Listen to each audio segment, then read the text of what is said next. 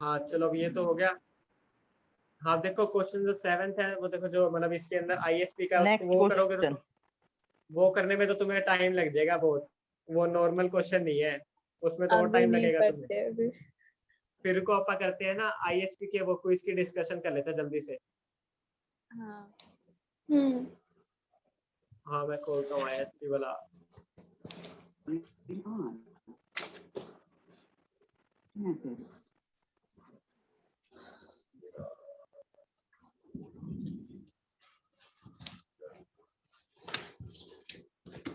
Quiz play करते हैं, play the quiz. तो देखो प्रैक्टिस में क्या था, ये बैक होता है, बैक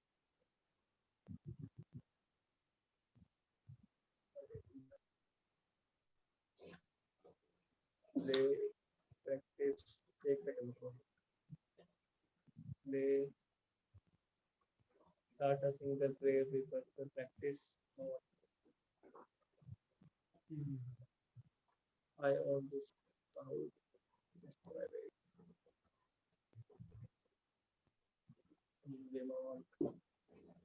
दिखिए ना सबको स्क्रीन। क्विज हो रहा है क्या भाई, क्विज? अरे मैं खुद ही कर रहा हूँ। डिस्कशन होगा। हेलो, हाँ हाँ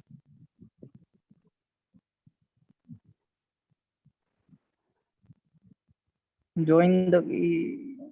अरे मेरे लिए वो मैं अपने लिए कर रहा हूँ। देखो हाँ देखो स्टार्ट, अब देखते जाना। देखो अब इसमें क्या है, रुको बड़ी स्क्रीन। हाँ देखो सबसे पहले क्वेश्चन के अंदर क्या लिखा क्या है, मिस्टर अच्छा ये अमन डिस्कस हो रहा है ना कुछ दिन तो कुछ? हाँ हाँ हाँ वही कर रहा हूँ। अब देखो मिस्टर अमन नॉन रेजिडेंट है इसके अंदर, लेकिन देखो नीचे तुम ये देख लो उसने क्या लिखा है, ही रिसीव्ड इन इंडिया, तो होली टैक्सेबल हो जाएगा। और मतलब ये नॉर्मल IHP में जैसे तुम सोल्यूशन करते हैं वैसे होएगा। तो इसका सिंपल सा था 16,000 पर एनम है, माइनस 3600 म्यूनसिपल टैक्स की रिडक्शन मिल जाएगी इसको, मतलब पर मंथ किया ना तो $3600 लेस कर लो। साथ साथ करते जाओ से तुम 16,000 माइनस 3600, तो आंसर आएगा 12,400। अब माइनस कर दो 30% की स्टैंडर्ड डिडक्शन, पहले वो कर दिया। समझ गया आगे। हाँ फिर माइनस 100 कर दो, ये आंसर आ जाएगा 30% की डिडक्शन। 8580 आ जाएगा। हाँ 8680 आ गया। हाँ इंटू 58.27,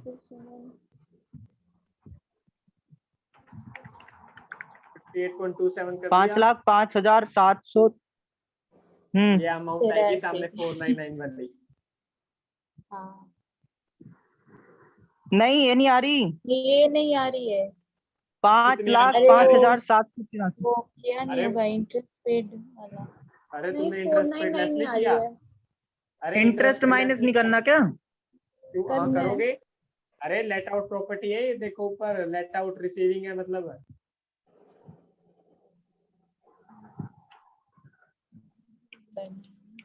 आ गया मेरे। हाँ आ गया इतना। हाँ मेरा नहीं आया, 499। मेरा नहीं आया भाई। जो आंसर आया ना तुम्हारा मुद्दे तभी, उसमें है ना जो इंटरेस्ट पे है ना हाँ अभी लेट आउट का, इसलिए पूरा मतलब पूरा मिल जाएगा इसका हाँ डिडक्शन। और तो 100 इसके इंटू जो डॉलर की हाँ वैल्यू है उससे तो मैं करके ऐसे फिर कहूँ वो ना, माइनस करना। और एक सेकंड रुको रुको। और इसको ना तुम ऐसे सोल्व करना कि तुम्हें पहले ना सारा क्या कहते हैं वो करना है। रुको पहले इंडियन करेंसी में इसको वो करना कन्वर्ट, फिर सोल्व करना। ना कि हाँ पहले हाँ जैसे मैं बता रहा हूँ पहले इंडियन करेंसी में सारी अमाउंट होनी चाहिए, कि ना कि डॉलर्स के अंदर। क्योंकि अगर देखो तुम ना यहाँ पे गलत कर सकते हो। ये जो हाँ इंटरेस्ट पेड है ना, मिस्टेक के मान लो अगर चांसेस रहते हैं। हाँ क्योंकि अगर ये इंटरेस्ट पेड 2 लाख अगर मान लो सेल्फ ऑक्यूपाइड होती, तो अगर ये $100 मान लो 2 ओ लाख एक्सीड कर रहे होते एक तो वहां गलत सेकंड कर ब्रो। देते। ये याद हाँ रखना है, ये आया। और ये पॉइंट लिख लो, ये कि तुम्हें पहले नॉर्मल इंडियन करेंसी में करना है, फिर मतलब पहले कन्वर्ट करके रखना है। एक इसमें बस ये लिख लो तुम, और ये लिख लो कि लेट आउट के केस में तुम्हें हर टाइप के इंटरेस्ट की कोई डिडक्शन मिल डिडक्शन। जाएगी। हाँ हाँ ये 2 पॉइंट लिख लो इस केस में बस। मेरे से पता है इस क्वेश्चन में टाइम से कर ही नहीं पाई थी, इस वजह से जो मर्जी हो वो टिक कर दिया था। आ गया आंसर मेरा, तो ये आ गया हाँ 30,000 मेरा, पर आ पॉइंट गया। में नहीं आ रहा, एकदम फिक्स है एकदम। अरे कोई नहीं, बस छोड़ो तो। हाँ चलो। क्या अरे पॉइंट वो लिखने थे 30,000। इसमें रिमेम्बर वाले? हाँ ये लिख लो पहला कि एक तो। तो हाँ हाँ। करेंसी चेंज करनी है, दूसरा ये लेट आउट के स्टार्टिंग टाइम फुल डिडक्शन। एक मिनट अब। ये लिखो कि करेंसी स्टार्टिंग में तुम्हें चेंज करते जानी है, एक जैसे तुम। एक बोलो, एक बोलो। हाँ मैं बताता हूँ, देखो जो तुम जैसे वो निकालोगे ना जीएवी, मतलब वो कैलकुलेशन करोगे जीएवी लिखोगे, तो मतलब जो जीएवी लिखोगे तो तुम वो लिखना है कि उसको पहले से तुम्हें स्टार्टिंग से कन्वर्ट करके चलना है तुम्हें, डॉलर से या फिर जो भी फॉरेन करेंसी से इंडियन करेंसी में।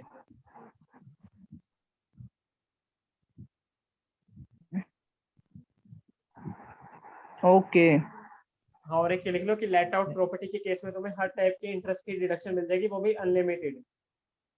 पहले से डिडक्ट कन्वर्ट करना है, no limited on interest in case of और कोई भी इंटरेस्ट। Out property. हाँ, वो तो लिमिट नहीं होती उसमें, no limit of interest in case of let out. ये तो अभी तो तुम्हें याद है, तुम बाद में जाओगे तब पता चलेगा, ये चीज भूल जाओगे। चलो नेक्स्ट पे चलते हैं। Next question. विनय भाई तो सांप दे रहे हैं, भूल जाओगे।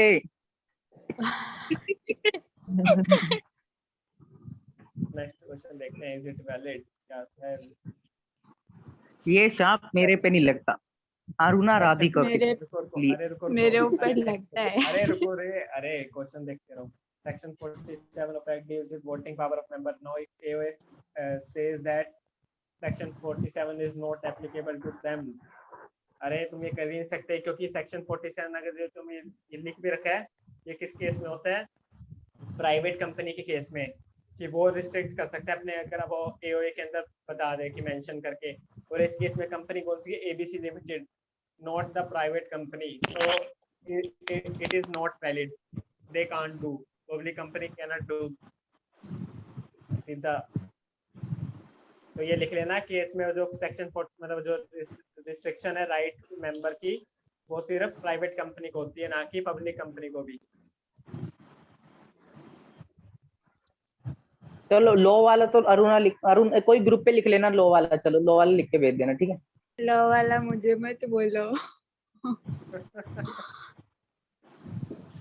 लो अरे वाला में कोई तो लिख मुझसे लेगा, नहीं, तू तुम है अपना। लो, सही बोलू ना, एक लो बार में दोबारा तेरा बोल ज्यादा दो। है, तू करना। क्या? लो एक का बार मैं दोबारा मुदित बोल को दो। बोल दूं? अरे अरे अरे, एक एक बोलो, कौन पूछ रहा था ना कोई। मैं कह रही थी एक बार दोबारा बोल दो। हाँ इस केस में जो ये जो अगर चलो मैं अगर लिख ये रहा हूँ, एक सेकंड। प्राइवेट कंपनी के केस में तुम्हें, ये प्राइवेट कंपनी को मतलब अलाउ होता है कि वो अपने अगर आर्टिकल्स में प्रोवाइड कर दे, then they can restrict the voting powers of the members. Okay. If AOA permits, ये अंडरलाइन करना, AOA permits then only, and in case तो ऑफ ओनली उसको फिर प्राइवेट कंपनी। ठीक है। और only public allowed company, to private company if MOA permits. अरे AOA, MOA नहीं एओए, एमओए। ओके और बल्कि ओके, इसके, एओए हाँ एंड और इसके साइड में, दे इन दिस रुको रुको, हाँ क्वेश्चन अरे ऐसे पब्लिक मत कंपनी। लिखो, अरे ऐसे लिख दो, पब्लिक कंपनी का लिख के उसमें काटा मार दो रेड पेन से, जो भी तुम्हारे पास पेन हो रेड पेन से लिख के क्रॉस कर दो उसको, पब्लिक कंपनी नहीं होगी, क्योंकि ये केस बेस बना सकते हैं, ये मॉड्यूल में एग्जांपल था। पब्लिक कंपनी का याद रहेगा। काटा, मार प्राइवेट दो। कंपनी को आठा इफ एओए। हाँ ओके, चलो नेक्स्ट क्वेश्चन पे चलते हैं अब। मार दिया काटा। अरे इनको पॉइंट्स कैसे मिल रहे हैं अपने आप ही? मैं कहा हूँ अभी तो। अरे बंदे कोई और है ये अपने आप, कौन खेल रहा है, मैं तो आया नहीं इसमें। इसमें रैंडम है, ऐसे ही पता नहीं, आ रहा है। पता ओ, नहीं। गलत बात। अब देख कर को, हाँ is it a supplier in the GST act. हाँ देखो, Rishabh buys a car for his personal use and after a year sells it to a car dealer. Rishabh sold his car to a car dealer. Is it a supply? बताओ तुमने क्या किया? नहीं है supply. नहीं supply नहीं क्यों होगा। नहीं है? मैंने लिखा था वाला फर्दरेंस नहीं है बिजनेस में। Course furtherance of business Correct. मैंने भी ये लिखा था, correct furtherance correct. Of business. Furtherance course of business में नहीं है। Correct answer. इसमें तो पूछना था तो तुम्हें याद है तो ये चीज। Next please. Yes next please. अरे विनय भाई तुम जीते। हाउ मच डबल पॉइंटर गलत था। अरे गजब का क्वेश्चन। रुको अब देखो सबसे पहले इसके अंदर कि उसे सर्टिफिकेट कब मिला था 2/4/2017 को। तो बिल्डर के लिए क्या होती तुम्हें पता है सबको? हाँ 2 साल तक अगर नहीं होता तो फिर हम लेते हैं एक्सपेक्टेड रेंट। हाँ नहीं तो फिर ऑटोमेटिकली एचपी में आ जाएगा। 2 साल तक नहीं हुआ तो वो सेल। हाँ 2 साल तुमने कहा सही कहा। 2 साल कहाँ से ले लेते हैं ये बताना कोई? कंप्लीशन सर्टिफिकेट मिलने के बाद से। नहीं नहीं 2 नहीं, साल एंड ऑफ सीसी से ईयर। कौन से ईयर से? एंड होता है फाइनेंशियल ईयर, तब से।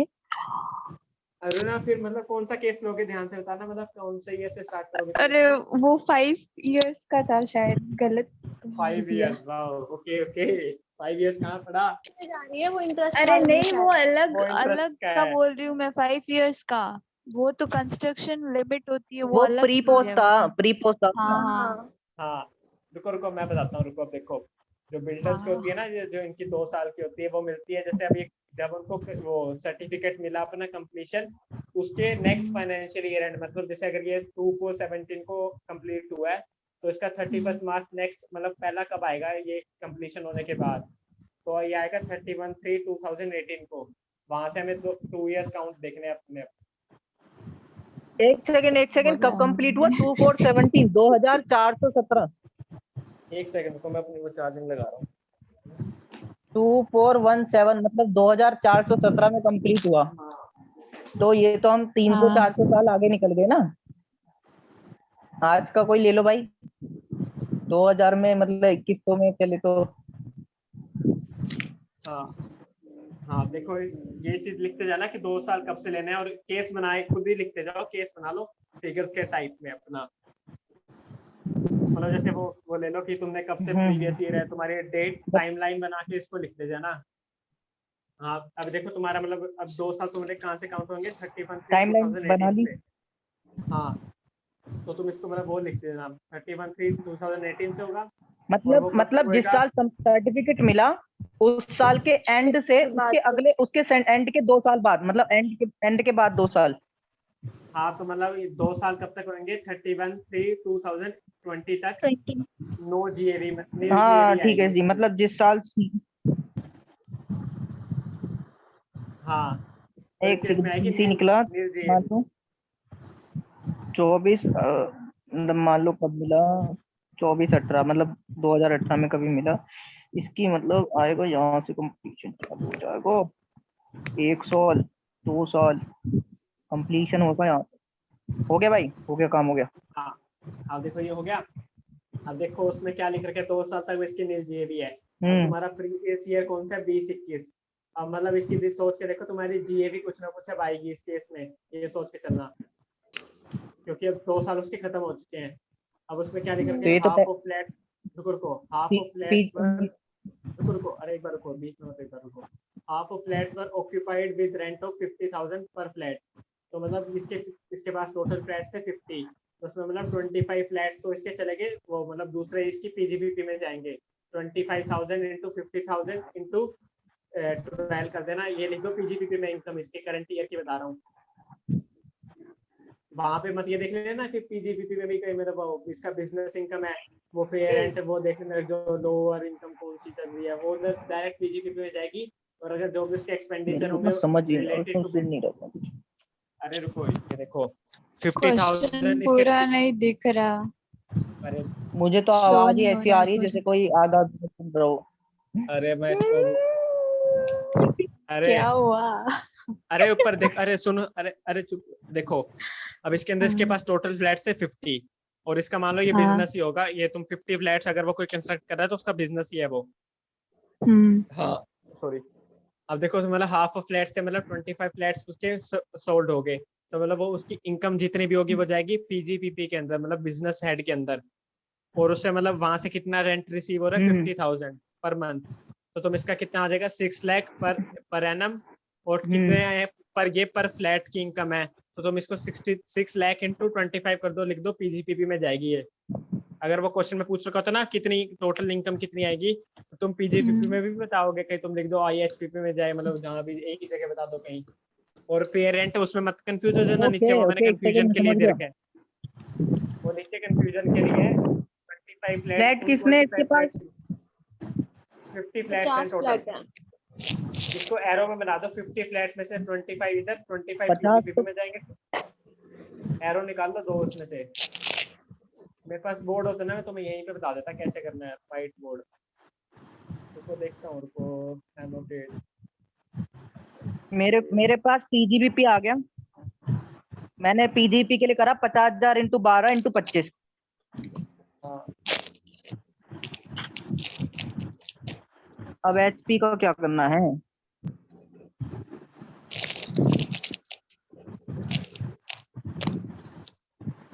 ये चिप्स कौन खा रहा है भाई? बंद कर दो यार, रास्ते में इतने रात में। सुजाता, अरे मैं नहीं खा रही हूँ। हाँ देखो अब इसमें ऐसे लिख देना 50 फ्लैट्स, यहाँ आ जाएंगे, राइटिंग में देखना 50 फ्लैट्स। अच्छा वो भाई सब कुछ हिला बंद।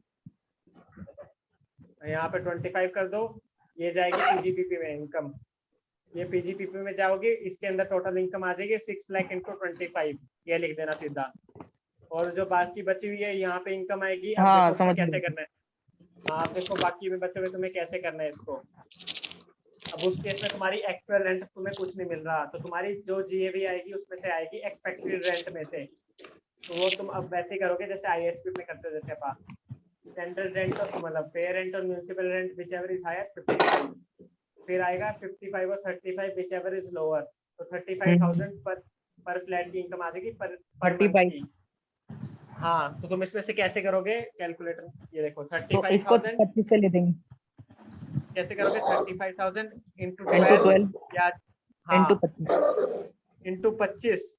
इंटू एक 25 चीज और, माइनस 30% स्टैंडर्ड 25। डिडक्शन। वो तो इसके पहले तो ये तो निकाल लूं मेन जीएवी। हाँ निकालो। डिडक्शन तो बाद की बात है। अब ये आ गया, मतलब GAV यही एनएवी आ गया बेसिकली। हाँ ये एनएवी हो जाएगा। में से 30% ऑफ एनएवी जाएगा। हाँ एक सेकेंड, अब इसका 30%। हाँ तीन ये आ जाएगा तुम्हारा। 31,50,000 माइनस इक्वल्स टू 73,50,000 हो गया भाई। हाँ हो गया। हाँ बस ऐसे करना था, देख लो। बस अच्छा ये था। अरे हाँ यार भाई थोड़ा हिंट दे देते ना। मैंने तो पूरा पीजीबी पे में उड़ा दिया था। अब इस केस को भी याद लेना। अब देखो नेक्स्ट क्वेश्चन पे चलते हैं। ये क्वेश्चन तुम्हारा सही बता वेट रहा में हूँ, आके 40-50 सेकंड में तुम्हारा कम से कम पूरा हो जाता है ये, 40। मैक्सिमम बता रहा हूँ, तुम इतने अच्छा में मुझे बहुत लगा स्पीड कह में रहे कर हैं भाई देते 40 नंबर का आ सकता है। चलो नेक्स्ट पे चलते हैं पापा।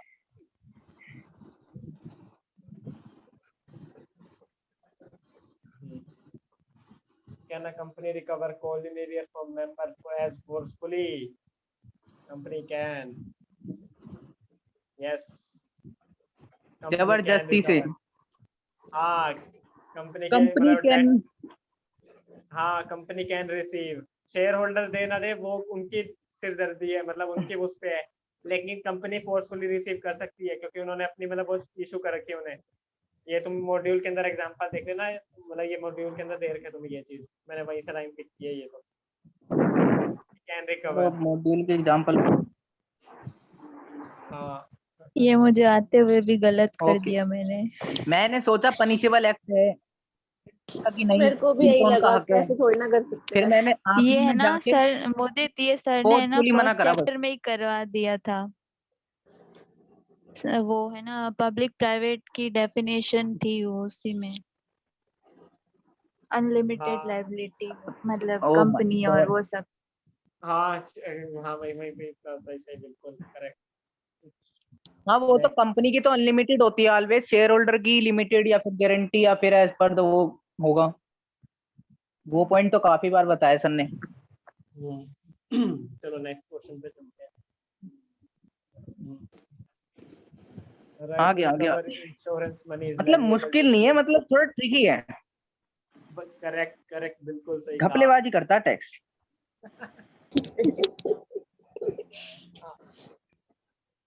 अब देखो इसमें क्या लिख रखा है, right to recover insurance money, ये कवर होता है एक्शनेबल क्लेम के अंदर। ये लिख रखा है तुम्हें शेड्यूल 3 के अंदर 6 पॉइंट, उसके अंदर ये एग्जांपल में तुम्हें दे रखा है actionable claim includes right to recover insurance money, और 2-3 और पॉइंट दे रखे हैं। तो हाँ so लिखा था मैंने, it's पढ़ा not- था पर याद है ना? नहीं रहा। तेल की बोतल फिर भी ओ, मैंने अंडरलाइन भी किया था उठाओ। वहां पे, मैंने कहा ये पॉइंट याद रखने लायक था। 2-3 और थे वहां पर। हाँ 3 एग्जांपल हैं। हाँ सर के नोट्स में ही है, शेर सर के। हाँ इसमें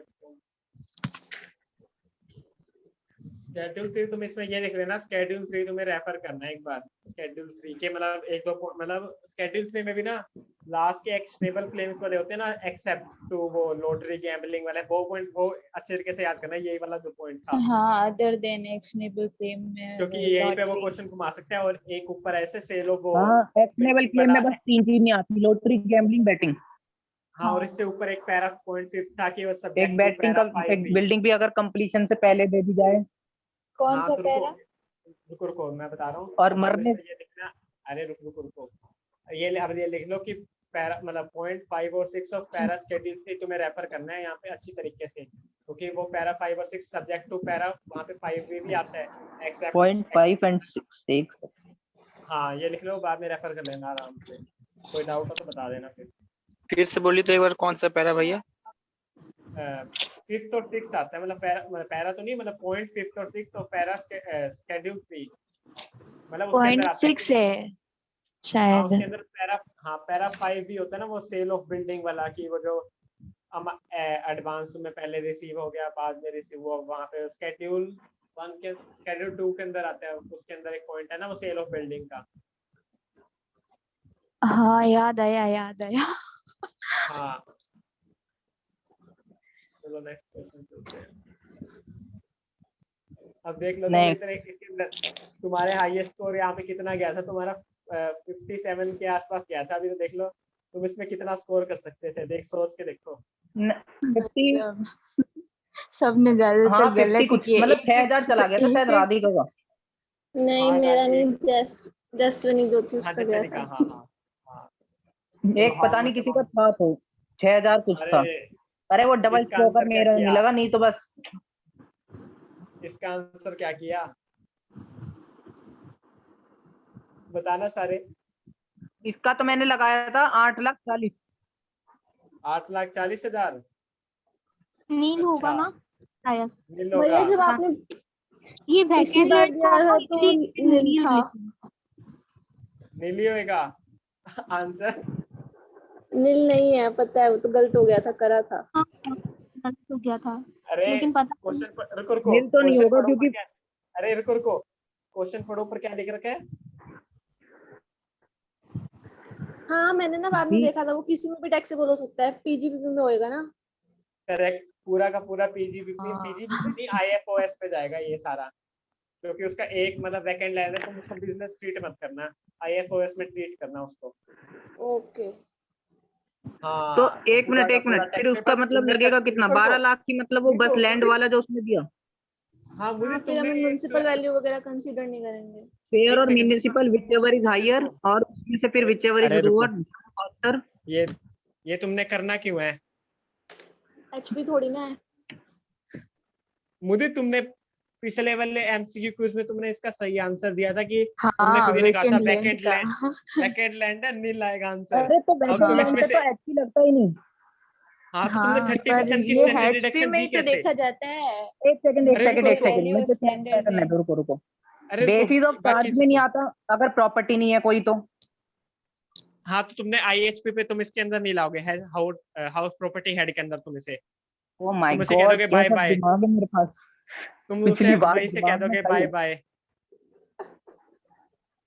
पिछली बार ये पॉइंट मुझे याद था बस, और इस बार चलो नेक्स्ट पे चलते हैं अब देखो कितनी देर का क्वेश्चन था, 10-15 सेकंड मिनिमम, कम से कम 15 सेकंड ये तुम्हारा होता हो है जाता है ये तो। इसे भाई साहब, डबल इस पॉइंट जड़ सर। में घुसना पड़ेगा। और पिछली बार मुदित को याद था वैकेंड टाइम। हाउ विल हाँ बी इसके दिस अंदर टेक्स्ट? मुदित फैमिली वाला। अरे ये देखो ये तुम ये वाला शायद मैं किसी तभी का ठीक नहीं था। हाँ ये बताता हूँ, ये शायद इसमें मैं तो पता मतलब नहीं तुमने, ये अरे रुको, अरे रुको वन ये, अरे रुको, जो तुम मतलब वो तो तुम्हारा सही था कि तुम 2 प्रॉपर्टी सेल्फ ऑक्यूपाइड क्लेम कर सकते हो। उसके अंदर ना अगर तुमने सही से पढ़ा हो तो वहां होता है सेल्फ ऑक्यूपाइड या अनऑक्यूपाइड, 2 होती है। और ये देखो जो दूसरी प्रॉपर्टी है वो अनऑक्यूपाइड होगी, ना कि सेल्फ ऑक्यूपाइड। एक प्रॉपर्टी उसकी फैमिली ने ऑक्यूपाई कर रखी है।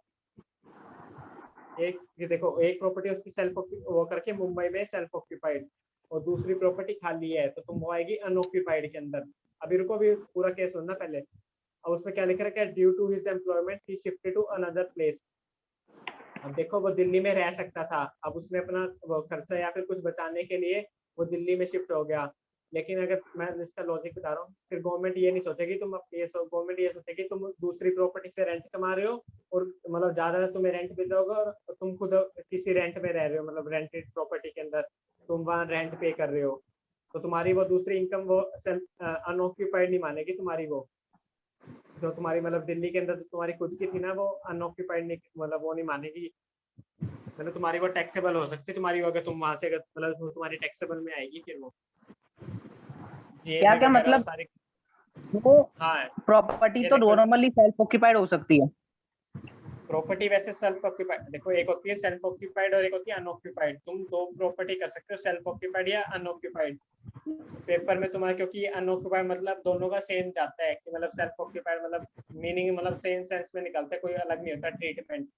लेकिन यहाँ पे अगर ये होता है कि अगर सुनो, इस केस में ये होता है कि मान लो उसकी मतलब उसकी प्रॉपर्टी है, जो दूसरी है, एक तो मुंबई में थी, वो तो सेल्फ ऑक्यूपाइड है ही। जो दिल्ली में है ना, अगर वो मान लो उसकी एम्प्लॉयमेंट के कारण या कुछ कारण वो अगर मान लो राजस्थान में जा रहे हैं ना, तो उसे दिल्ली वाली तब वो अनऑक्यूपाइड क्लेम कर सकते हैं। मान लो मतलब इसका ये होता है कि जहाँ पे तुम्हारी प्रॉपर्टी है ना, अगर तुम कहीं बाहर रह रहे हो, मतलब उस स्टेट से, मतलब ये इसका ये सेंस निकलता है कि तुम उस स्टेट से कहीं बाहर रह रहे हो, तो तुम उस प्रॉपर्टी को सेल्फ मतलब अनऑक्यूपाइड क्लेम तभी कर सकते हो। अगर तुम उसी लोकेशन के एरिया में रह रहे हो तो तुम उसको नहीं कर सकते। ये होता है। तो मतलब दिल्ली में है इसी वजह से नहीं होगा। हाँ क्योंकि उसे एम्प्लॉयमेंट भी दिल्ली के अंदर ही मिली है। अगर उसे मान लो एम्प्लॉयमेंट अगर दिल्ली से कहीं बाहर मिलती ना, ये तो वो दिल्ली पॉइंट को कहीं नहीं अनऑक्यूपाइड। पढ़ा हमने। मैंने भी हाँ नहीं ये पढ़ा। मेरे को पता है। नहीं हाँ पढ़ा ये मैंने तभी पॉइंट तो, नहीं, मतलब कि मैंने अगर दिल्ली में ही हुई है दूसरी प्रॉपर्टी तो उसको सेल्फ ऑक्यूपाइड मानेंगे नहीं। हाँ अरे मैंने तभी कहा था ये बाउंसर उसको जाएगा बोले सब कुछ उसको, पे। अच्छा ये और कोई भी नहीं सबने पढ़ाता गलत मतलब। किया शायद अरे इसमें। हाँ, अरे ये हाँ। कोई नहीं पढ़ाता, ये इंटर बच्चे है ना कंफ्यूज हो जाते हैं ये चीज पढ़ के। तभी मैंने तुम्हें मतलब जो क्लैरिफाई ओह बुक कर में दिया। माय है वो भी गॉड, पढ़ा आपने दे क्यों तो पढ़ा बड़ी दिया? बात है। अरे तुम्हें तो पता है ना, अगर मान लो पेपर में तुमने अगर कहीं आ गए तुम कर सकते हो इसको। हाँ आप कर लेंगे। इस चीज को लिख लेना, ठीक है, सेल्फ मतलब ऑक्यूपाइड अनऑक्यूपाइड वाला। एक सेकंड, हाँ। एक सेकंड। अगर सेम तो ये स्टेट है, हिंदी में लिख लेता हूँ, अगर सेम हाँ स्टेट है तो मुझे हाथ तो दो हाथ। प्रॉपर्टी उसमें ही है। हाँ तुम एक बार, एक सेकंड, अगर तुम ये चीज लिख लो, लेकिन एक्चुअल अगर लॉ में जाओगे ना, वहाँ ऐसा नहीं है कि तुम सेम स्टेट में, वहाँ लिख रखा है सम अदर तो सम एक में समवेयर एल्स। रहता है। अरे अरे यार अरे एक सेकंड, भैया की सुन ले। मैं वही कह रहा हूँ, एक तो उसको म्यूट अदर करना। अदर का क्या मानूं भाई? अदर एक सेकंड रुक भाई, मैं रुक बताता हूँ, म्यूट रही हूँ एक सेकंड रुक। हाँ अगर इस एक्चुअल लॉ में ये लिख रखा है कि समवेयर एल्स, ना कि स्टेट वाला। तुम किसी को ये मत